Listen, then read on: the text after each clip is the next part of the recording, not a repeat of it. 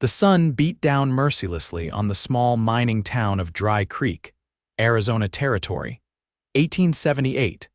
As Sophia Caldwell sat motionless in the dust outside the general store, her once fine blue dress soiled with the grit of a 3-day journey. The stagecoach that had abandoned her here, her trunk and remaining possessions still aboard, was nothing but a dust cloud on the horizon, leaving her stranded in a town she'd never intended to visit. Blood trickled from her scraped palms where she had caught herself after being unceremoniously pushed from the coach by the man she'd trusted, the man who had promised her a teaching position in Tucson. Instead, he had stolen everything but the small reticule she'd kept clutched in her hands, containing only a few dollars and her mother's locket. Sophia's throat ached with thirst, her skin burning under the punishing noon sun. But pride kept her from begging assistance from the strangers who passed, some staring, others averting their eyes from her misfortune. The shadow fell across her face so suddenly that Sophia thought a cloud had mercifully blotted out the sun.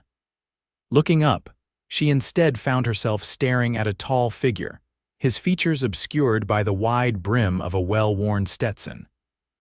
All she could make out was a strong jaw, dusted with several days' worth of stubble, and eyes the color of a stormy sky. "Madam," the stranger said, his voice deep but gentle as he extended a calloused hand toward her.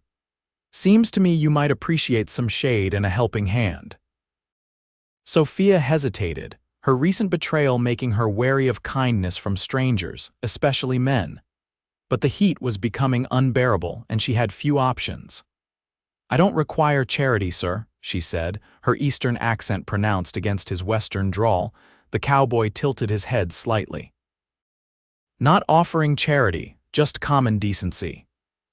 He didn't withdraw his hand, and after another moment's hesitation, Sophia placed her fingers in his palm. His grip was strong as he helped her to her feet, and once she was standing, he removed his hat and placed it gently on her head, providing blessed relief from the sun's intensity. "Name's Gabriel Ross," he said, his sandy hair now exposed to the sun. "Most folks call me Gabe." "Sophia Caldwell," she replied, finding her voice steadier than she expected. "I'm afraid I've found myself in rather unfortunate circumstances, Mr. Ross." Gabriel's eyes narrowed as he took in her disheveled appearance, the tear in her sleeve and the small cut on her cheek. "Stagecoach trouble." "You could say that," Sophia replied, reluctant to explain the full extent of her humiliation to a stranger. "The driver and his companion decided my belongings were more valuable than delivering me to my destination." Gabriel's jaw tightened. "Halstead and Tucker," he said grimly. "They've pulled this before. Sheriff's never been able to catch them in the act." He glanced down the empty street. "Where were you headed?" "Tucson. I was to begin teaching at a school there." Sophia felt her voice waver. "Now I have no position, no belongings, and no prospects." Gabriel was quiet for a moment, then gestured toward the wooden walkway that fronted the town's buildings. "First things first. You need water and food, then we'll figure out what's next." Too exhausted to argue, Sophia allowed him to guide her toward a small cafe at the end of the street. Inside, the relative coolness was a blessing, and Gabriel led her to a table in the corner before approaching the counter. He returned moments later with a glass of water, which Sophia accepted gratefully. "Thank you," she said after taking several sips. "Your kindness is appreciated, but I'm afraid I can't repay you at present." Gabriel waved away her concern. "Consider it frontier hospitality." He studied her for a moment. "You're a long way from home, Miss Caldwell." "Boston," she confirmed. "After my parents died, there was little left for me there. The teaching position seemed providential." She gave a bitter laugh. "Clearly I was mistaken. Dry Creek's not much," Gabriel admitted, "but we do need a teacher. Last one left 6 months ago. Married a rancher from up north and left us high and dry." Sophia looked up, hope kindling despite her wariness. "Are you saying there might be a position available here?" "Town council's been looking. School's been closed since Miss Whittaker left. There's about 20 children in need of learning." Gabriel leaned forward. It doesn't pay much, but there's a small house that comes with it. Nothing fancy, but it's yours as long as you're teaching." The waitress arrived with 2 plates of stew and cornbread, interrupting their conversation. Sophia's stomach growled audibly at the sight of food, and she flushed with embarrassment. "Eat," Gabriel encouraged. "We can talk about the teaching position after." Sophia didn't need to be told twice. As she ate, she observed Gabriel Ross more carefully. He wasn't dressed like the cowboys she'd read about in dime novels. His clothes were worn but clean, his manner educated despite the Western accent. He wore a gun, as most men did out here, but it wasn't prominently displayed like those of the gunslingers who had passed her on the street. "You're not what I expected of a cowboy, Mr. Ross," she said finally. Gabriel's mouth quirked up at one corner. "That's because I'm not exactly a cowboy, Miss Caldwell. I own the Ross Ranch about 5 miles outside of town, cattle, some horses. My father started it 20 years ago before the territory was much more than Apache land and hope." "And your family?" Sophia asked, curious despite herself. A shadow passed over Gabriel's face. "It's just me now, lost Pa to Apache raiders when I was 16. Ma followed 2 winters later." "Pneumonia," he cleared his throat. "My younger brother Samuel joined the army 5 years back, haven't heard from him in nearly 2. "I'm sorry," Sophia said softly. "It seems we've both known loss." Gabriel nodded, then straightened, clearly uncomfortable with the personal turn of the conversation. "About that teaching position, if you're interested, I can introduce you to Mayor Simmons. He's over at the saloon most afternoons." Sophia hesitated. A saloon is hardly an appropriate place for a prospective teacher to be seen. "In Boston, maybe," Gabriel agreed. "Out here, the saloon's where most business gets done. Besides, Mayor Simmons owns it. He doesn't drink much himself." Sophia considered her options, which were admittedly few. "Very well, Mr. Ross. I would appreciate the introduction." After finishing their meal, Gabriel led Sophia down the dusty Main Street. She was still wearing his hat, which kept drawing curious glances from passers-by. Outside the Silver Dollar Saloon, Gabriel paused. "Mayor Simmons is a good man, but he's a businessman first. The town's been paying for an empty schoolhouse for months. He'll be eager to fill the position." "Do you think he'll mind that I have no references?" Sophia asked, suddenly anxious. Gabriel smiled, and the expression transformed his weathered face. "Miss Caldwell, you've survived a 3-day stagecoach journey across the desert, been robbed and abandoned, and still managed to maintain your dignity sitting in the dust at noon in this God-forsaken town. I'd say that demonstrates character enough for Dry Creek." Before Sophia could respond, Gabriel pushed open the batwing doors of the saloon and gestured for her to enter. Inside, the establishment was surprisingly clean, with only a few patrons at this early hour. Behind the bar, a portly man with impressive mutton chops was polishing glasses. "Mayor Simmons," Gabriel called, guiding Sophia forward. "Got someone here you might want to meet." The mayor looked up, his eyebrows rising at the sight of Sophia in her dusty dress and Gabriel's too large hat. "Well now, this is unexpected. This is Miss Sophia Caldwell, recently of Boston. She was on her way to a teaching position in Tucson when Halstead and Tucker decided to relieve her of her belongings." Gabriel's voice was casual, but Sophia detected an undercurrent of anger. "Seems to me Dry Creek might benefit from her misfortune if you're still looking for a schoolteacher." Mayor Simmons set down his glass and studied Sophia with shrewd eyes. "That's so. You got any experience teaching, Miss Caldwell?" "I served as an assistant teacher at the Boston Girls Academy for 3 years, sir," Sophia replied, straightening her shoulders despite her exhaustion. "I'm qualified to teach reading, writing, arithmetic, history, and basic sciences. I also play the piano, though I notice your town lacks a church organ." "We lack a church entirely," the mayor replied with a chuckle, "though Mrs. Henderson holds services in her front parlor on Sundays." He rubbed his chin thoughtfully. "No references, I suppose, as Mr. Ross mentioned my letters were among the items stolen." Sophia met the mayor's gaze directly. "However, I assure you I am well qualified. The children of Dry Creek deserve an education, regardless of their circumstances." Mayor Simmons glanced at Gabriel, who gave a slight nod. "Well, Miss Caldwell, I can't offer you much. $10 a week plus the teacher's cottage. It ain't much, but it's got a roof that doesn't leak and a decent stove. School term starts in 2 weeks." Relief flooded through Sophia. "That would be acceptable, Mayor Simmons. Thank you." "Don't thank me yet," the mayor warned. "Some of those ranch kids are wilder than unbroken colts. Previous teachers haven't lasted more than a term or two." "I'm not easily discouraged, sir," Sophia assured him. The mayor laughed. "I can see that." "Gabe, why don't you show Miss Caldwell to the cottage? I'll have Mrs. Henderson bring by some essentials later today." He turned back to Sophia. "We'll draw up the formal agreement tomorrow once you've had a chance to rest." Outside the saloon, Sophia felt a weight lift from her shoulders. "Mr. Ross, I don't know how to thank you," Gabriel shrugged, looking almost embarrassed. "Didn't do much. Mayor was eager to fill that position." He gestured toward a small, whitewashed building at the edge of town. "That's the schoolhouse there. Your cottage is just behind it." As they walked, Sophia became aware of how grimy she felt after her ordeal. "Is there somewhere I might purchase some basic necessities? Soap, perhaps a change of clothing? Mrs. Taylor at the general store can help you," Gabriel said. "She's about your size. Might have something that'll do until you can get proper clothes made. I'll advance you a week's wages if that helps." "That's very generous but unnecessary," Sophia replied, though she was touched by the offer. "I have a small amount of money that the thieves didn't manage to take.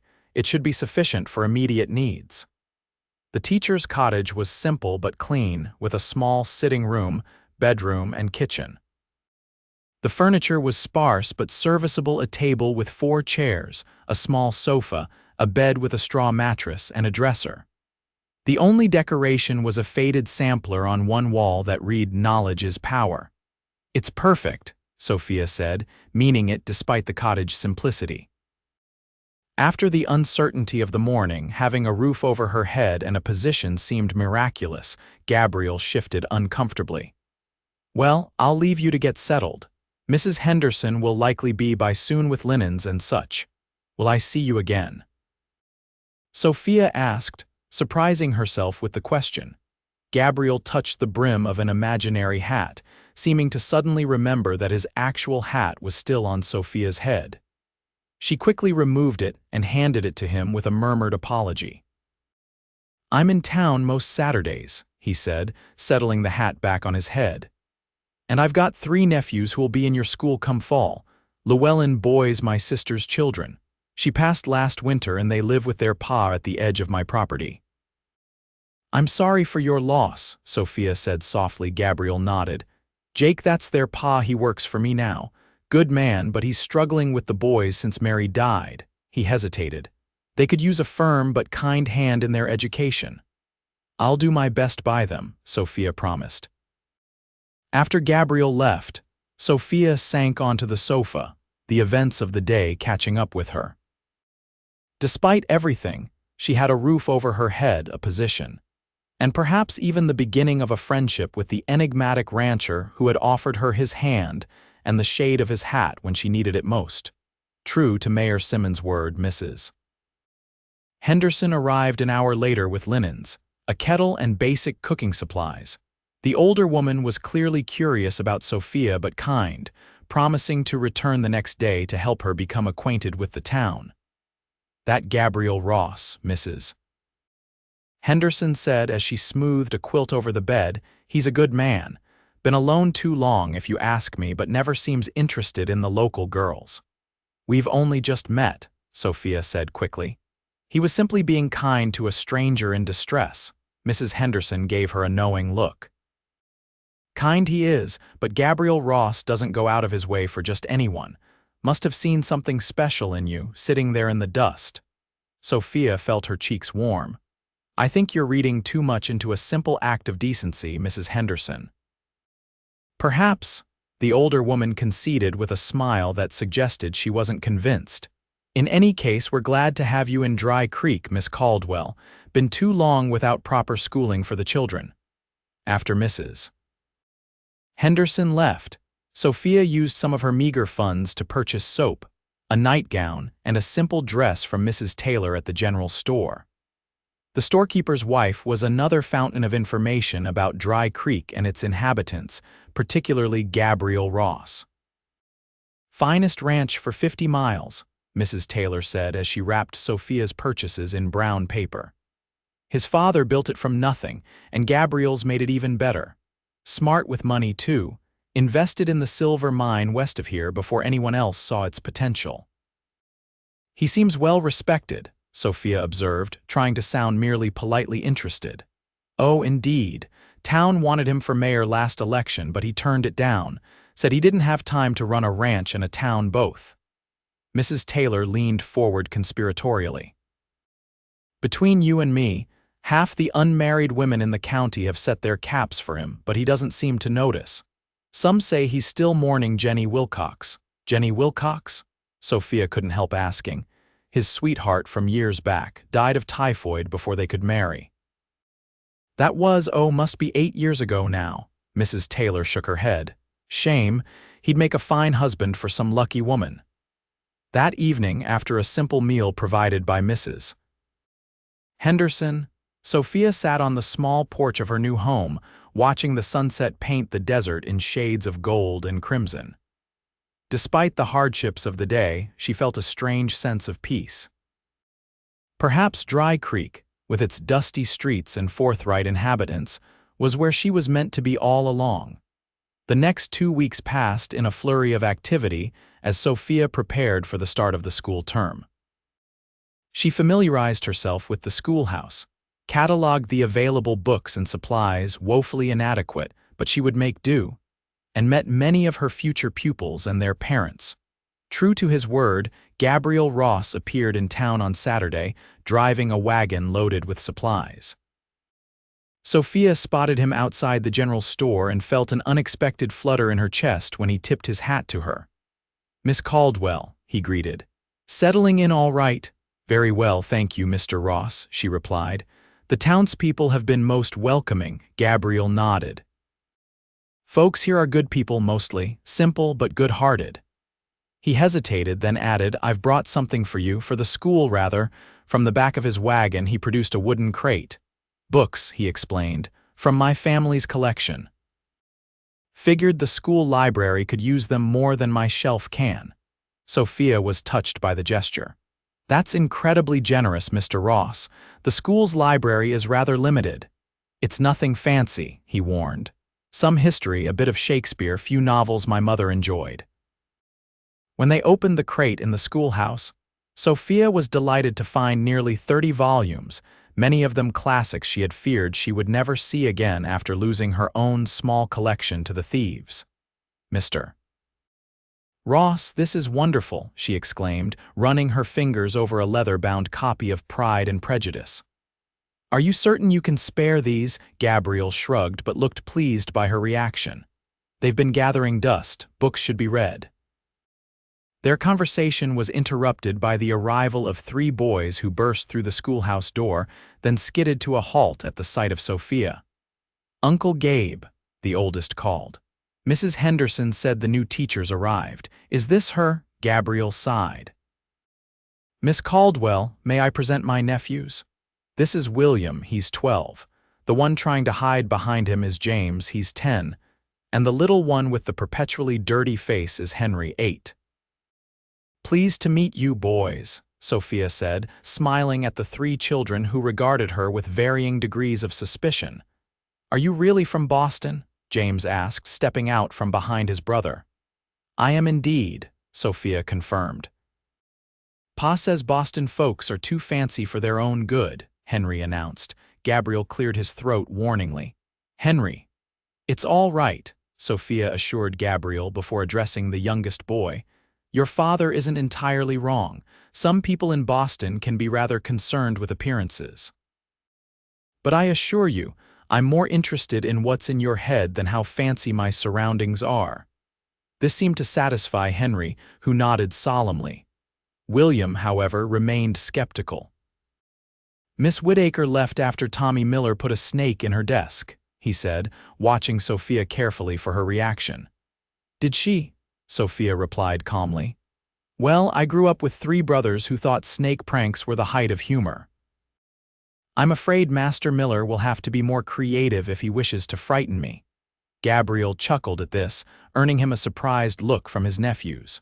"Boys, why don't you go see if Mrs. Taylor has those peppermint sticks I promised you? I'll be along shortly." After the boys had gone, Gabriel turned to Sophia. "Sorry about that. They're good boys at heart, but they've been running a bit wild since their mother died." "No apology necessary," Sophia assured him. "They seem bright and spirited. I look forward to teaching them." Gabriel studied her for a moment. "You really aren't easily frightened, are you, Miss Caldwell? Not by snakes or dusty schoolrooms, at least," she replied with a small smile. "Other things, perhaps, such as," Sophia hesitated, then admitted, failing. "These children deserve a good education, and I'm determined to provide it, despite limited resources."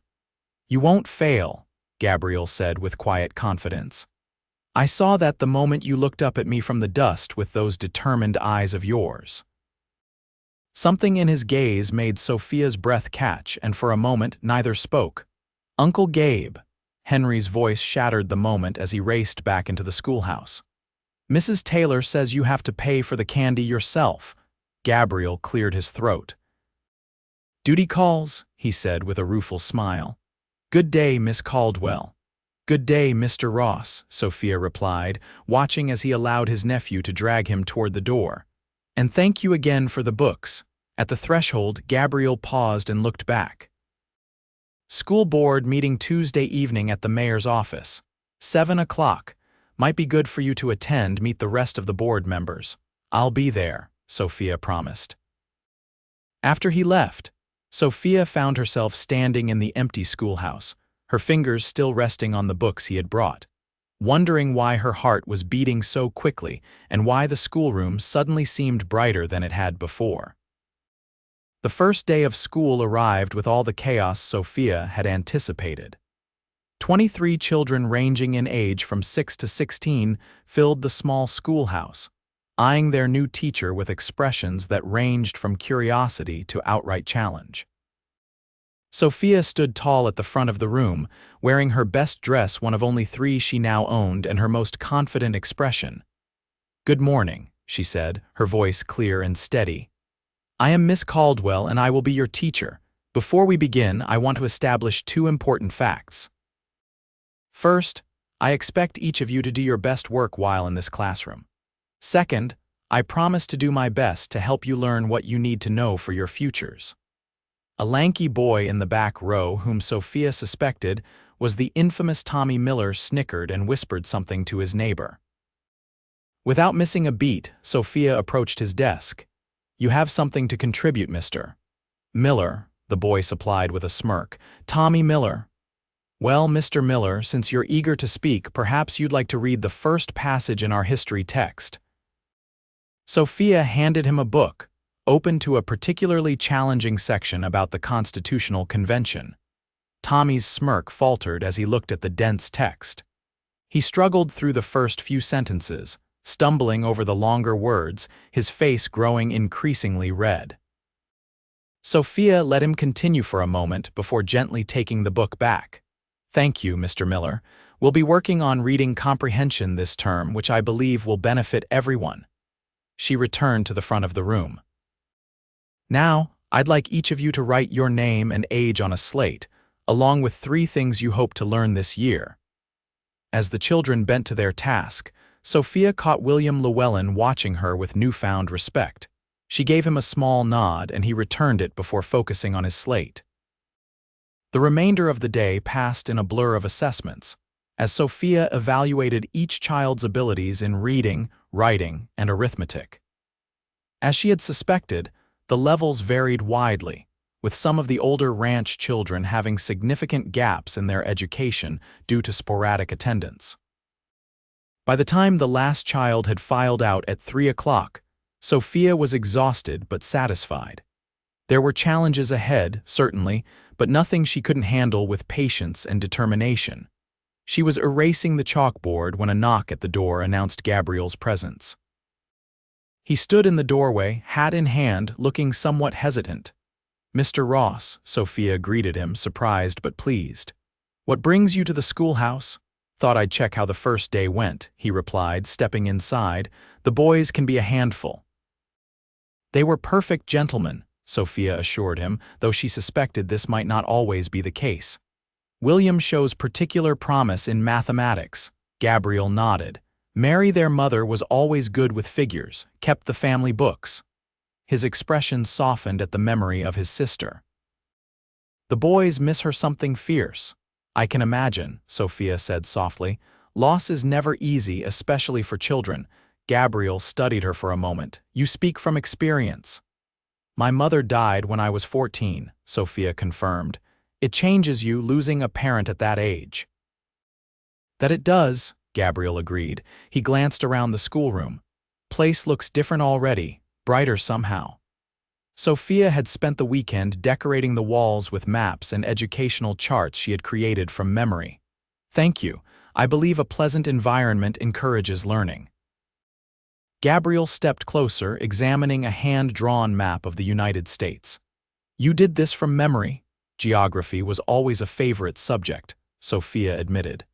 "Though I fear my rendering of Arizona Territory may not be entirely accurate, it's impressive nonetheless." Gabriel turned to face her. "I actually came for another reason. Jake, my brother-in-law, he's asked if you might be willing to give the boys some extra lessons. Evenings, perhaps. He's worried they're falling behind, especially William." "Of course," Sophia replied without hesitation. "I'd be happy to help. They could come to the cottage after dinner, perhaps 3 evenings a week." Gabriel smiled, and Sophia was struck again by how it transformed his weathered face. "That's kind of you. Jake will be grateful. He works hard, but book learning was always Mary's domain." "It's no trouble," Sophia assured him. "Teaching is my calling, not merely my occupation." Gabriel nodded, then seemed to remember something. "Nearly forgot, I brought you this." From his pocket, he produced a small leather-bound book. "Found it among my mother's things, thought you might enjoy it." Sophia accepted the book, her fingers brushing against his in the process. She felt a small jolt at the contact and quickly looked down at the volume to hide her reaction. "Wordsworth," she murmured, reading the gold lettering on the spine. "How lovely." "Mother used to read poetry in the evenings," Gabriel said. "Said it reminded her there was beauty beyond the harsh realities of frontier life." "A wise woman," Sophia commented, touched by the personal nature of the gift. "I shall treasure it." Their eyes met, and for a moment, something unspoken passed between them. Then Gabriel cleared his throat and stepped back, replacing his hat. "Well, I should be getting back to the ranch. Cattle don't feed themselves." He moved toward the door, then paused. "The school board meeting tomorrow, I'll be there. I'm on the board, actually. Forgot to mention that." Sophia smiled. "I'll see you then, Mr. Ross." After he left, Sophia opened the book of poetry, finding a pressed wildflower marking a page. The poem was Wordsworth's. She was a phantom of delight. And as she read the lines about a woman who was a perfect woman, nobly planned to warn, to comfort, and command, she wondered if Gabriel had chosen this particular poem intentionally. The school board meeting the following evening was held in Mayor Simmons' office above the saloon. Sophia arrived promptly at 7, dressed in her most professional attire, a portfolio of her plans for the school term tucked under her arm. The board consisted of Mayor Simmons, Gabriel, Mrs. Henderson, Mr. Taylor from the general store, and Dr. Matthews, the town's physician. They welcomed Sophia warmly, and she was pleased to find them receptive to her ideas for improving the school's curriculum. "We've never had a teacher with your level of education before, Miss Caldwell, Doctor." Matthews commented after she had outlined her plans. "It's refreshing to see such enthusiasm." "The children deserve nothing less," Sophia replied. "However, I do have some concerns about the school's resources. The library, while improved thanks to Mr. Ross's generous donation, is still lacking in basic educational texts, and we have insufficient slates and chalk for all students." Mayor Simmons frowned. "Town budget's tight, Miss Caldwell. Can't promise much in the way of new supplies. Perhaps we could organize a fundraiser, Mrs. Henderson suggested. A box social or a dance. The Harvest Festival is coming up next month." "A fine idea," Mr. Taylor agreed. "I'd be willing to donate some goods for prizes. And I could contribute a calf for a raffle," Gabriel added, his eyes meeting Sophia's across the table. People always turn out for a chance to win livestock. The discussion continued, with various ideas being proposed and debated. Throughout, Sophia was aware of Gabriel's steady presence, his occasional glances in her direction, and the way he supported her suggestions with quiet authority. After the meeting concluded, Gabriel offered to walk Sophia back to her cottage. The night was clear and cool, the stars brilliant above them as they strolled down the main street. "Thank you for your support this evening," Sophia said as they walked. "The school is fortunate to have such an advocate on the board," Gabriel shrugged. "Education matters. My father couldn't read or write when he came west, taught himself with a Bible and an almanac, always said his life would have been easier if he'd had proper schooling."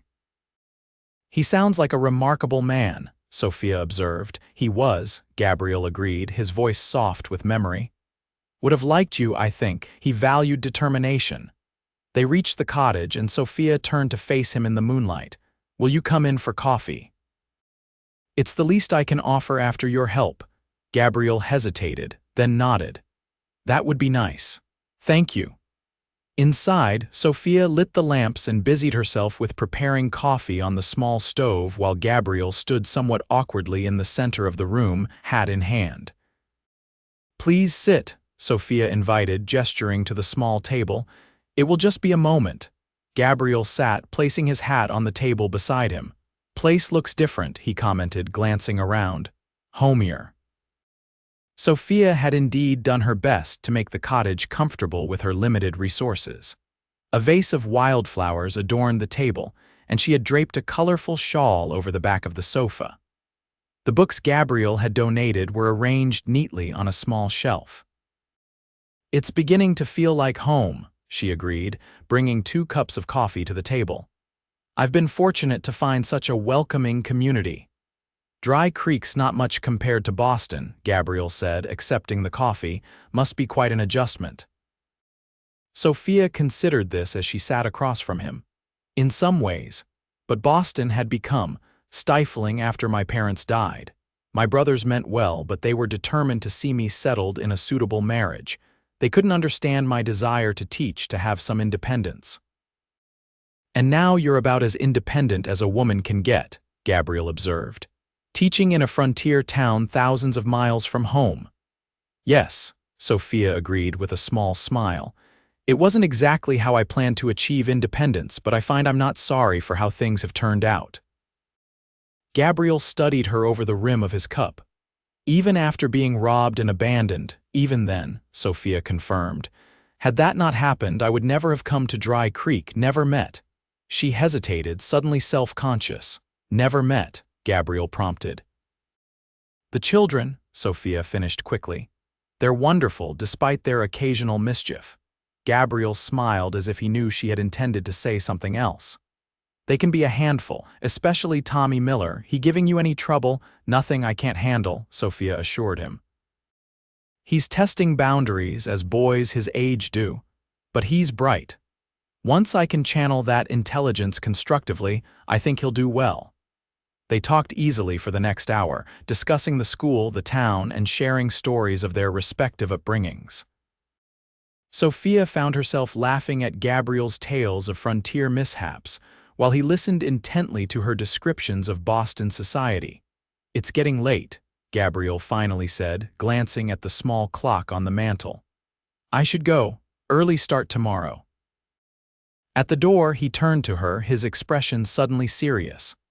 "Miss Caldwell, Sophia, I'm glad you came to Dry Creek, even if the circumstances were unfortunate." "So am I, Mr. Ross," she replied softly. "Gabe," he corrected. "My friends call me Gabe." "Gabe," Sophia repeated, liking the way it felt to say his name. Thank you for the coffee companionship. He hesitated, then reached out to gently touch her cheek. Good night, Sophia. After he left, Sophia stood in the doorway for a long moment, her hand pressed to her cheek where his fingers had been, wondering if the warmth she felt was visible in the darkness. The weeks passed quickly as Sophia settled into her role as Dry Creek's teacher. The children responded well to her methods, even Tommy Miller, who had grudgingly begun to apply himself after Sophia discovered his talent for drawing and allowed him to illustrate their science lessons. 3 evenings a week, the Llewellyn boys came to her cottage for additional tutoring. William, in particular, thrived under the individual attention, revealing a quick mind behind his quiet exterior. James struggled more, particularly with reading, but showed remarkable perseverance. Young Henry, while easily distracted, possessed a natural curiosity that Sophia worked to nurture. Gabriel often came to collect the boys after their lessons, sometimes staying for coffee and conversation that stretched later into the evening with each visit. Sophia found herself looking forward to these evenings, to the sound of his boots on the porch steps, to the way his eyes crinkled when he smiled. The town noticed, of course. Mrs. Henderson made pointed comments about suitable matches whenever Sophia visited, and Mrs. Taylor had taken to setting aside fabric she thought would complement Sophia's coloring for a wedding dress. Sophia brushed off such suggestions, insisting that she and Gabriel were merely friends, though even as she said it, she knew her feelings had grown beyond friendship. The Harvest Festival arrived on a perfect autumn day in late October. The town square had been transformed with decorations, tables laden with food, and a wooden platform for dancing. Sophia had helped her students prepare recitations and songs to perform, and the excitement was palpable as families gathered from miles around. Sophia wore her best dress for the occasion, a deep blue that brought out the color of her eyes, with her mother's locket at her throat. She had just finished organizing her students for their performance when she spotted Gabriel across the square, speaking with his brother-in-law Jake. He looked different today, his usual work clothes replaced by a clean white shirt, dark vest, and new boots. His sandy hair was neatly combed and he had trimmed his beard. As if sensing her gaze, Gabriel looked up and their eyes met. He smiled and made his way toward her through the crowd. "Miss Caldwell," he greeted her formally, though his eyes held a warmth that was anything but formal. "The children are looking very organized. Let's hope they remain so when it's time to perform," Sophia replied, suddenly feeling oddly shy. "You look very handsome today, Mr. Ross." Gabriel's ears reddened slightly at the compliment. "Thought I should make an effort." "It's not every day we have a festival." He hesitated, then added, "You look beautiful, Sophia. That blue suits you." Before Sophia could respond, Mayor Simmons called for everyone's attention to begin the festivities.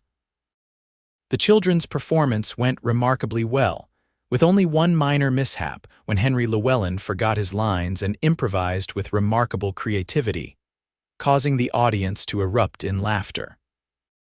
Afterward, as musicians set up for dancing, Sophia found herself surrounded by parents congratulating her on the children's progress. She was speaking with Mrs. Miller, Tommy's mother, when Gabriel appeared at her side. "Might I have a word, Miss Caldwell?" he asked, his expression unreadable. Excusing herself, Sophia allowed Gabriel to lead her to a quieter corner of the square. "Is something wrong?" she asked, concerned by his serious demeanor. "No, nothing's wrong," he assured her. I wanted to ask you something before the dancing starts." "Yes." Sophia prompted. When he fell silent, Gabriel took a deep breath. "I was wondering if you might do me the honor of saving the first dance for me." Sophia felt a rush of warmth. "I would be delighted, Mr. Ross." His serious expression melted into a smile. "Good, that's good." The music began, a lively tune that had couples quickly forming on the dance floor. Gabriel offered his hand, and Sophia placed hers in it, allowing him to lead her to the center of the platform. "I should warn you," Gabriel said as he placed his hand respectfully at her waist, "I'm not much of a dancer. Ranch work doesn't leave much time for practicing. I'll lead then, Sophia teased and was rewarded with his laugh. Despite his warning, Gabriel moved with natural grace, guiding Sophia through the steps of the dance with surprising skill. She was acutely aware of his hand at her waist, the strength in his shoulders beneath her fingers, the way his eyes never left her face. "You dance very well for a man who claims no practice," she observed as he twirled her. "Maybe it's the partner," he replied, his voice low enough that only she could hear. The music shifted to a slower waltz, and Gabriel drew her slightly closer, still maintaining a respectable distance, but near enough that Sophia could detect the scent of soap and leather that she had come to associate with him. "Sophia," he said, his voice serious again. "There's something I've been wanting to tell you," her heart quickened. "Yes. Since the day I found you sitting in the dust, I've a commotion at the edge of the square interrupted him." Shouts rang out and the music faltered as everyone turned to see what was happening. Two men on horseback had ridden into town, and even from a distance, Sophia recognized one of them as the driver who had abandoned her weeks ago. Her blood ran cold as Gabriel's arm tightened protectively around her waist. "Halstead," Gabriel muttered, his expression darkening. "And Tucker." The music had stopped entirely now, and Sheriff Wilson was approaching the newcomers with his hand on his gun. "You boys have a lot of nerve showing your faces in Dry Creek," the sheriff called. Halstead, a burly man with a bushy beard, grinned nastily. "It's a free country, Sheriff. We're just passing through looking for a drink and maybe some company." His gaze swept the crowd and landed on Sophia.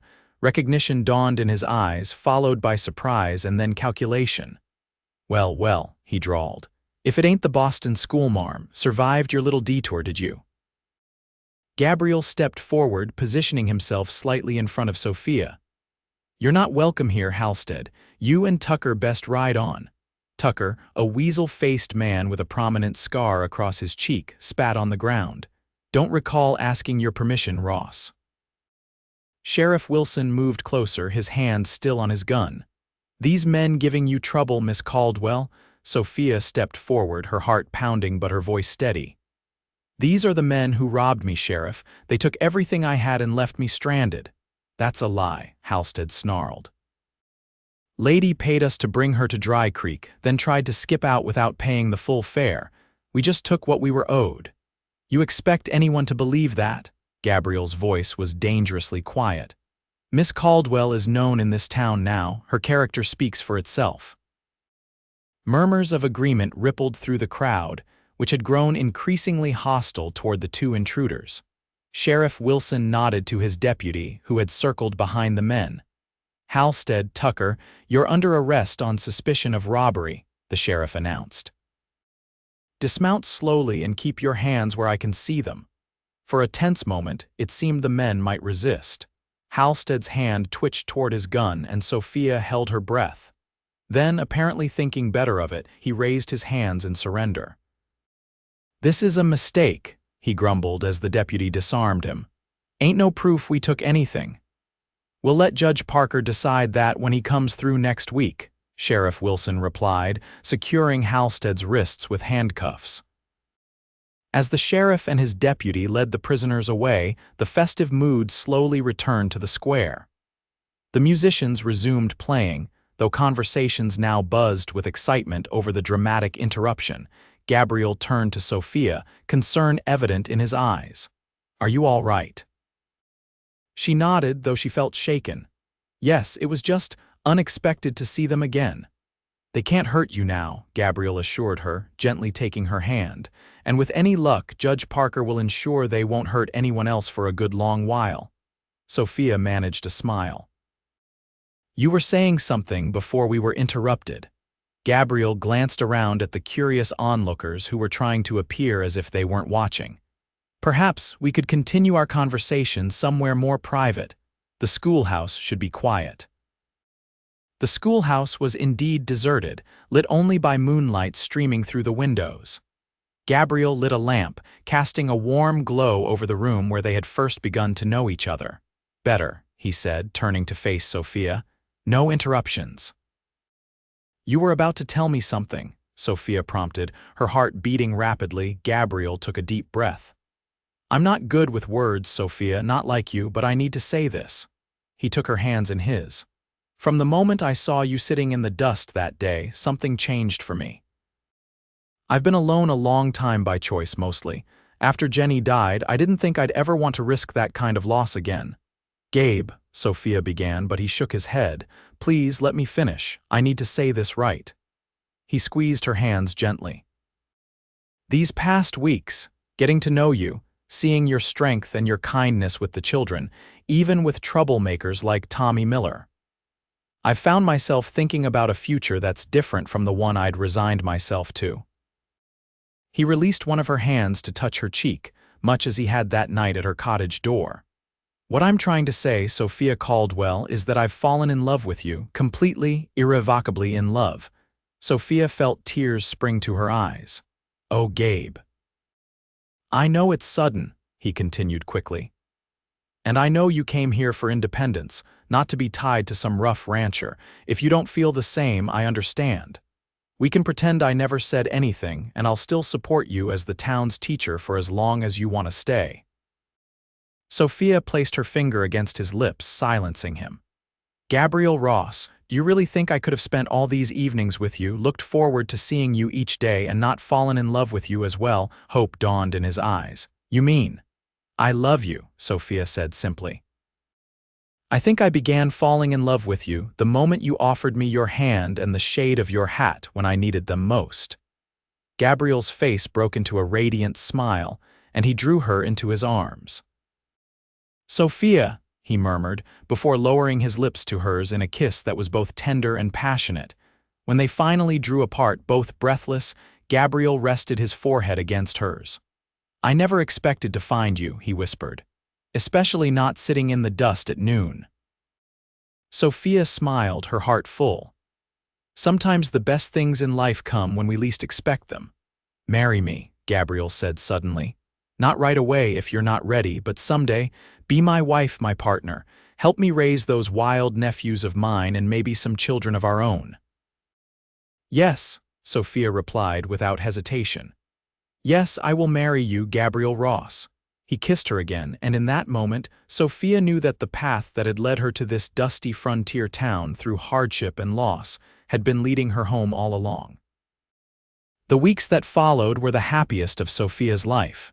News of her engagement to Gabriel spread through Dry Creek like wildfire, met with universal approval. Mrs.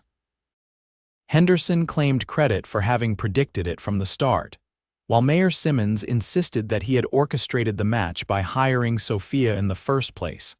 The trial of Halstead and Tucker before Judge Parker was brief but satisfying. With testimony from Sophia and several witnesses who had seen the men operating their scheme in other towns, the judge sentenced them to 5 years in the territorial prison.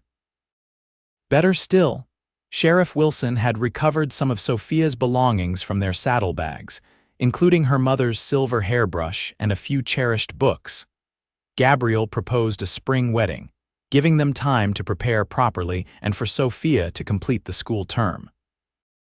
In the meantime, he was a frequent visitor to her cottage, often bringing small gifts, wildflowers, a basket of apples from his orchard, once even a kitten he had rescued from his barn. The house will seem empty without you when we're married, he said one evening as they sat on her porch watching the sunset. But I've been thinking, we could use it for something else. What did you have in mind? Sophia asked, leaning comfortably against his shoulder. A library, Gabriel suggested. For the town, we could move your books from the schoolhouse here, add mine, maybe solicit donations, give people a proper place to read. Sophia turned to him with shining eyes. Gabe, that's a wonderful idea. Dry Creek needs a library. Thought you'd approve, he said with a smile, pressing a kiss to her temple. There's something else I've been meaning to show you. Are you free to ride out to the ranch tomorrow after school? There's something I want your opinion on. The following afternoon, Gabriel arrived at the schoolhouse with 2 horses. After the last child had departed, he helped Sophia mount a gentle mare and led the way out of town toward the Ross Ranch. Sophia had visited the ranch several times since their engagement, always impressed by its size and the efficient way Gabriel managed it. The main house was larger than she had expected, built of solid timber with a wide porch wrapping around 3 sides. Inside, it was simply but comfortably furnished, with touches of Gabriel's mother still evident in the handmade quilts and curtains. Today, however, Gabriel bypassed the main house, leading her instead to a smaller structure on a rise overlooking a creek. It was a cabin, newly built from the look of the fresh-cut timber with a stone chimney and large windows.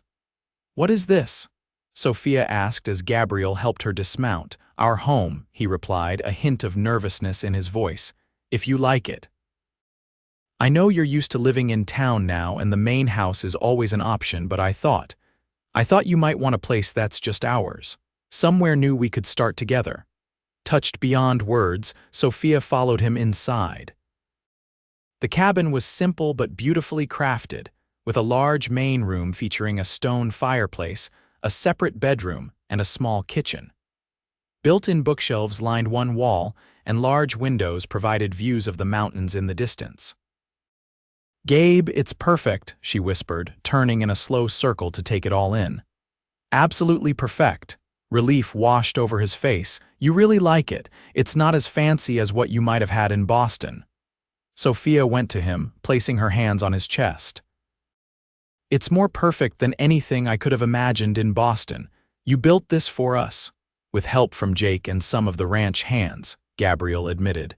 "Been working on it since the Harvest Festival, wanted it ready by our wedding." "I love it," Sophia assured him, rising on tiptoe to kiss him. "And I love you." Gabriel's arms encircled her waist, drawing her closer. "I never thought I'd have this again," he murmured against her hair. "A chance at happiness, at family." "We'll make a wonderful family," Sophia promised. "You, me, the boys, and whoever else might come along," Gabriel added with a meaningful smile. Sophia blushed. "Yes, whoever else might join us." As they stood in the center of what would be their home, the setting sun casting golden light through the windows, Sophia thought of how far she had come from that dusty afternoon when a kind cowboy had offered his hand and the shade of his hat. The journey had not been what she expected, but it had led her exactly where she was meant to be. Their wedding day dawned clear and mild, the first Saturday in April. The ceremony was held in the schoolhouse, transformed for the occasion with wildflowers and ribbons by Sophia's students and their mothers. Nearly everyone in Dry Creek and the surrounding ranches attended, filling the small building to capacity and spilling onto the grounds outside. Sophia wore a gown of ivory silk that Mrs. Taylor had ordered specially from Denver, with her mother's locket at her throat and wildflowers in her hair. As Jake Llewellyn escorted her down the makeshift aisle between the school desks, her eyes found Gabriel waiting at the front, looking both nervous and joyful in his new suit. William, James, and Henry stood proudly beside their uncle as his groomsmen, each boy scrubbed clean and solemn with responsibility. Even Tommy Miller had a special role, having volunteered to ring the school bell to announce the beginning and end of the ceremony. The service itself was simple but meaningful, with Reverend Thompson, who traveled a circuit of small towns without churches, officiating. Sophia and Gabriel had written their own vows, promises of love, support, and partnership that brought tears to the eyes of even the most stoic ranchers in attendance. "I, Gabriel James Ross, take you, Sophia Elizabeth Caldwell, to be my lawfully wedded wife," Gabriel began, his voice steady despite the emotion evident in his eyes. "I promise to love and cherish you all the days of my life, to support your dreams as you have supported mine, and to be the kind of man who deserves the love you have given me." When I offered you my hand and the shade of my hat that day, I never imagined I was reaching for my future, but I thank God every day that you took my hand and changed my life forever. Sophia's voice trembled slightly as she spoke her vows. "I, Sophia Elizabeth Caldwell, take you, Gabriel James Ross, to be my lawfully wedded husband. I promise to love and honor you all the days of my life, to be your partner in all things, and to create with you a home filled with love, learning, and laughter. When I came west seeking independence, I never expected to find a love that would make me stronger and more truly myself than I had ever been alone.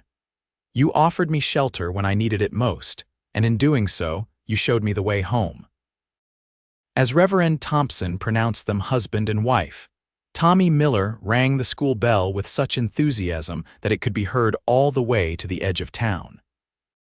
Gabriel kissed his bride to the cheers and applause of their friends and neighbors, and Sophia knew with absolute certainty that the dusty, desperate day that had brought her to Dry Creek had been the most fortunate day of her life. The celebration continued well into the evening, with a feast spread across tables in the town square and dancing under the stars. As darkness fell, Gabriel and Sophia slipped away to begin their journey to the cabin that would be their home. "Happy, Mrs. Ross?" Gabriel asked as he helped her into the wagon decorated with ribbons and flowers by his nephews. "Completely, Mr. Ross," Sophia replied, her heart full to bursting. "Though I think I'll keep using Miss Caldwell at school, the children might be confused otherwise." Gabriel laughed, settling beside her and taking up the reins. "Whatever you wish, my love, your classroom, your rules." As they drove away from town toward their new life together, Sophia leaned her head against her husband's shoulder, thinking of all the twists and turns that had led her to this moment. From the privileged but constrained life in Boston to the desperate afternoons sitting in the dust of a frontier town, each step had been necessary to bring her here, to this man and this love. "What are you thinking about?" Gabriel asked, his arm tightening around her. "I was thinking about destiny," Sophia replied, "and how sometimes it wears a cowboy hat and offers its hand when you least expect it." Gabriel smiled and pressed a kiss to her temple. "Destiny, luck, or providence, I'm just grateful it led you to me." "As am I," Sophia agreed, tilting her face up for a proper kiss. "As am I." And as their wagon rolled toward home under a canopy of stars, Sophia knew that whatever challenges lay ahead, they would face them together, the schoolteacher from Boston and the cowboy who had offered his hand and the shade of his hat when she needed them most. 5 years later, the early morning sun streamed through the windows of the cabin, casting golden light across the pine floor. Sophia stood at the stove, preparing breakfast while 3-year-old Mary played with wooden blocks at her feet. Outside, she could hear Gabriel's voice as he instructed William, now 17 and nearly as tall as his uncle, on the finer points of breaking a spirited colt. The years had brought changes to the Ross family. William had grown into a responsible young man with a talent for working with horses. He would be leaving for Denver in the fall to attend university, fulfilling a dream that Sophia had encouraged from their first tutoring sessions. James, at 15, had overcome his reading difficulties to discover a passion for engineering, constantly taking apart and rebuilding any mechanical device he could get his hands on. 12-year-old Henry remained a bundle of energy, but had channeled it into becoming one of Sophia's best students and a natural leader among the younger children. And then there was Mary, named for Gabriel's sister, born 2 years after their wedding. She had her father's sandy hair and her mother's determined spirit, already showing a love for books that made Sophia's heart swell with pride. The cabin had expanded as their family grew, with Gabriel adding a second bedroom for Mary and a small study where Sophia could prepare her lessons during the evenings. The bookshelves were now filled to overflowing, with volumes from their combined collections mingling with new acquisitions Gabriel brought back from his occasional trips to Denver. The door opened, and Gabriel entered, his face lighting up at the sight of his wife and daughter. "Something smells good," he observed, hanging his hat on the peg by the door. "Pancakes," Sophia replied, accepting his kiss. "And coffee strong enough to stand a spoon in just the way you like it." Gabriel scooped Mary into his arms, earning a delighted squeal from the little girl. "And how's my princess this morning?" "I built a tower, Papa," Mary announced, pointing to her block creation.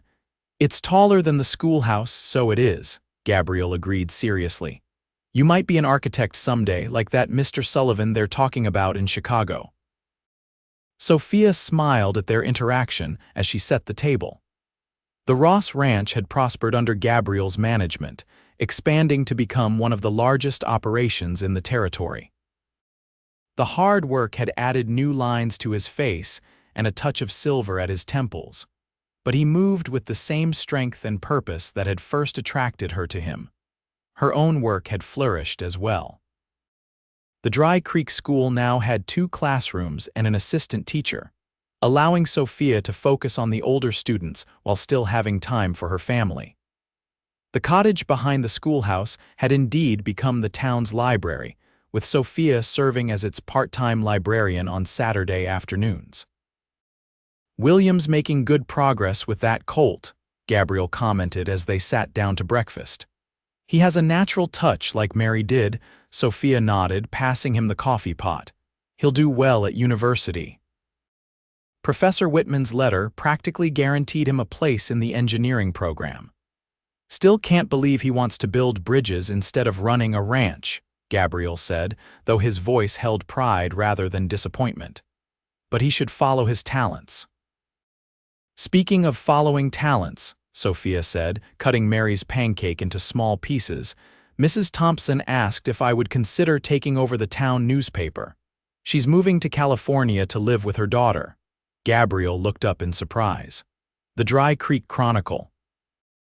"That's a big commitment, Sophia." "It's only a weekly publication," Sophia pointed out. "And with Miss Andrews handling the younger students so capably, I would have time. I've always enjoyed writing." Gabriel considered this, then nodded. "If it's what you want, you have my support. You could use the library as your office. It's already got the printing press in the back room." "That's what I was thinking," Sophia agreed, reaching across the table to squeeze his hand. "Thank you." "For what?" Gabriel asked, turning his hand to capture hers. "For always supporting my dreams, even when they take me beyond our home." Gabriel smiled, the same smile that still made her heart skip a beat after 5 years of marriage. "Your mind is one of the things I love most about you, Sophia Ross. I'd never ask you to dim that light." After breakfast, as Gabriel returned to his work with the horses and Mary settled in for her morning nap, Sophia took a moment to herself on the porch. The view from their cabin had become more familiar but no less beautiful over the years: rolling hills dotted with cattle, the silver ribbon of the creek, and the distant mountains that changed color with the seasons. From this vantage point, she could just make out the town of Dry Creek in the distance, its buildings now more numerous than when she had first arrived. It had grown along with the Ross family, adding a proper church, a second saloon, though Mrs.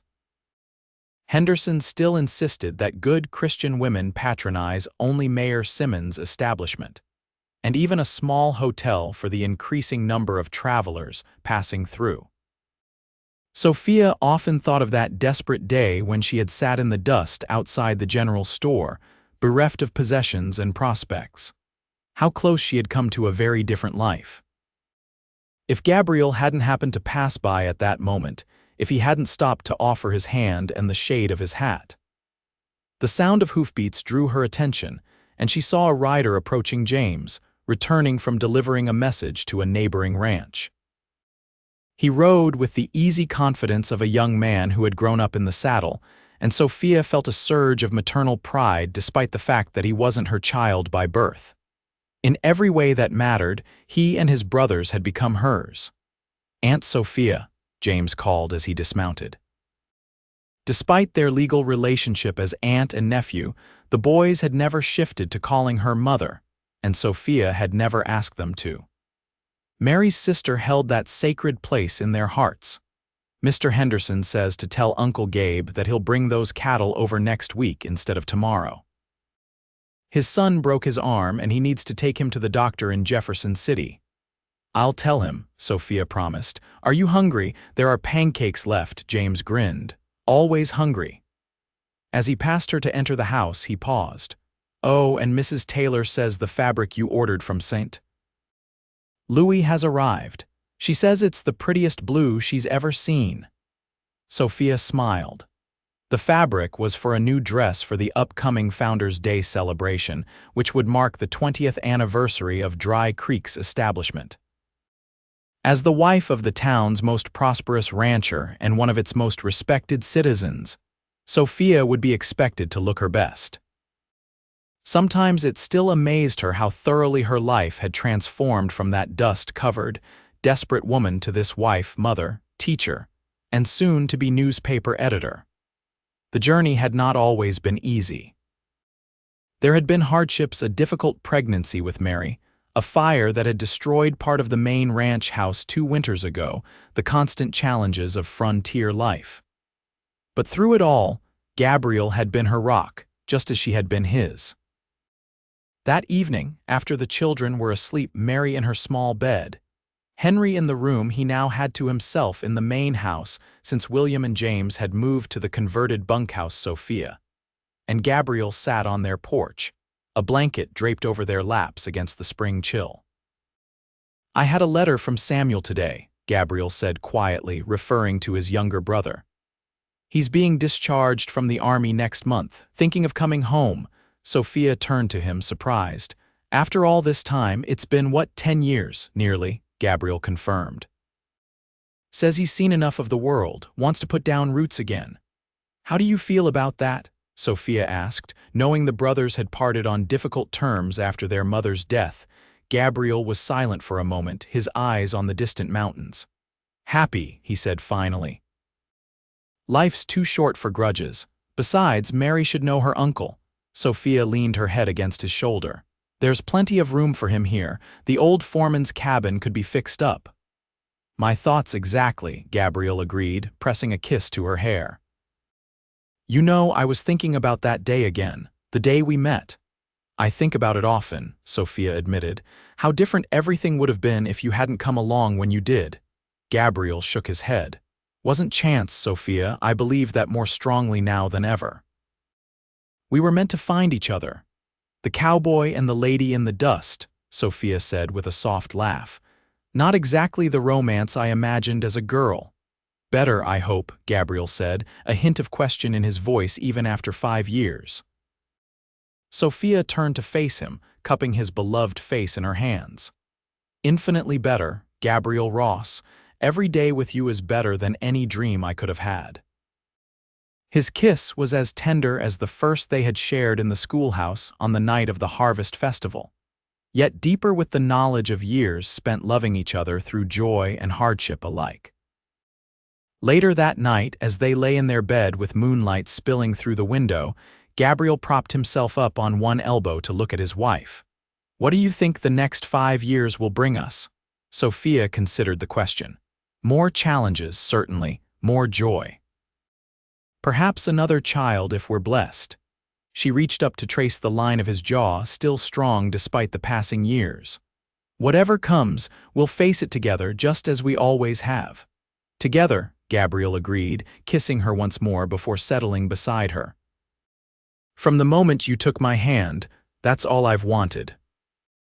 As sleep claimed them, Sophia's last conscious thought was of gratitude for the twist of fate that had left her sitting in the dust on that noon so long ago, and for the cowboy who had offered his hand and the shade of his hat when she needed them most. In that simple act of kindness, her true life had begun.